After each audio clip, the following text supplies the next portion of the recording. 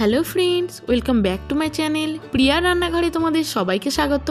আশা করি তোমরা সকলেই খুব ভালো আছো। আজকে একটা মাছের রেসিপি নিয়ে তোমাদের সামনে হাজির হয়ে গেছি। আজ আমি তোমাদের বানিয়ে দেখাবো সর্ষে পোস্ত পমফ্রেট। পমফ্রেট মাছ তো আমরা কম বেশি সবাই খুব খেতে ভালোবাসি। সামনেই আসছে জামাই ষষ্ঠী, এই মাছের প্রিপারেশনটি কিন্তু জামাইদের পাতে বানিয়ে দেওয়া যেতে পারে। তাহলে চলো আমরা প্রিপারেশনটা শুরু করে ফেলি। প্রথমেই দেখো 3টে মিডিয়াম সাইজে পমফ্রেট মাছ নিয়ে নিয়েছি। মাছগুলোকে খুব ভালো করে নুন, হলুদ আর লঙ্কা গুঁড়ো মাখিয়ে আমরা 10 মিনিটের জন্য রেখে দেবো।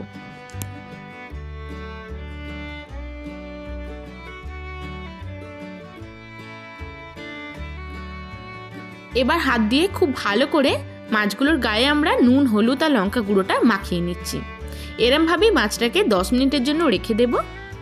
মাছগুলোর গায়ে কিন্তু ছুরি দিয়ে কেটেও নিয়েছি, যাতে খুব ভালো করে মশলাগুলো কিন্তু মাছের মধ্যে চলে যায়। এবার দেখো একটা বাটিতে নিয়ে নিয়েছি 2 চামচ কালো সর্ষে, আর একটা বাটিতে নিয়ে নিয়েছি 2 চামচ পোস্ত। এবার আমরা মিক্সিং ব্লেন্ডারের মধ্যে সর্ষে আর পোস্তটা বেটে নেব। সর্ষের মধ্যে নুন আর কাঁচা লঙ্কা দিয়ে বাটলে কিন্তু সর্ষেটা তিতো হয় না। এবার পোস্তটাও বেটে নিলাম। গ্যাসের উপর একটা কড়াই বসিয়ে দিয়েছি, মাছগুলোকে এবার ভেজে নেব। দিয়ে দিচ্ছি এখানে 5 থেকে 6 টেবিল চামচ মতো সর্ষের তেল। তেল খুব ভালো করে গরম করে নিয়ে আমরা মাছগুলোকে একে একে ভেজে নেব। যেহেতু আমার কড়াইটা একটু ছোট, মাছকে এখানে একটা একটা করে আমি ভেজে নিচ্ছি। একটা পিঠ হয়ে গেলে খুব সাবধানে আর একটা পিঠ আমরা উল্টে নেব। খুব ভালো করে কিন্তু মাছের 2 পিঠ লাল লাল করে আমরা ভেজে তুলে নিচ্ছি। মাছগুলো ভাজা হয়ে গেছে। এবার ওই তেলের মধ্যেই দিয়ে দিলাম 1/2 চামচ কালো জিরে আর একটা গোটা শুকনো লঙ্কা। ফোড়নটা খুব ভালোভাবে একটু ভাজা ভাজা করে নিয়ে দিয়ে দিচ্ছি সর্ষে বাটার পেস্ট। সর্ষে বাটাটা কিছুক্ষণ আমরা একটু নাড়াচাড়া করে নেব, একটু ভেজে নেব। খুব বেশিক্ষণ কিন্তু সর্ষে বাটাটা নাড়াচাড়া করা যাবে না, তিতো হয়ে যেতে পারে। দিয়ে দিচ্ছি হলুদ গুঁড়ো। এবার আমরা পোস্ত বাটাটাও দিয়ে দেব। পোস্ত বাটাটা দিয়ে দিলাম। খুব ভালো করে সর্ষে আর পোস্ত একটু আমরা ভাজা ভাজা করে নেব। পোস্ত আর সর্ষের যে গন্ধটা থাকে সেটা যেন চলে যায়।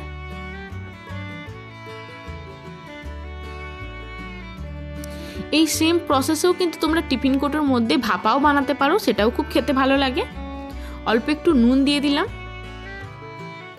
এবার দিয়ে দেব টমেটো। টমেটোটা এখানে ইউজ করছি আমি, তোমরা চাইলে টমেটোটা ভেজেও দিতে পারো, ফোড়নের পর টমেটো দিয়ে ভেজে দিতে পারো। কিন্তু সর্ষের মধ্যে টমেটোটা এরমভাবে দিলে খেতে কিন্তু খুবই ভালো লাগে। দিয়ে দিচ্ছি 3-4টে চেরা কাঁচা লঙ্কা। কিছুক্ষণ আমরা এটাকে ফুটিয়ে নেব। অল্প একটু জল দিয়ে দিলাম। সর্ষে পমফ্রেটে কিন্তু মাখো মাখোই হয়, খুব বেশি জল লাগে না। টমেটোটা যতক্ষণ না পর্যন্ত নরম হচ্ছে আমাদের একটু ফুটিয়ে নিতে হবে। এই সময় দিয়ে দিচ্ছি অল্প একটু কাশ্মীরি লঙ্কার গুঁড়ো, যাতে কালারটা খুব সুন্দর আসে।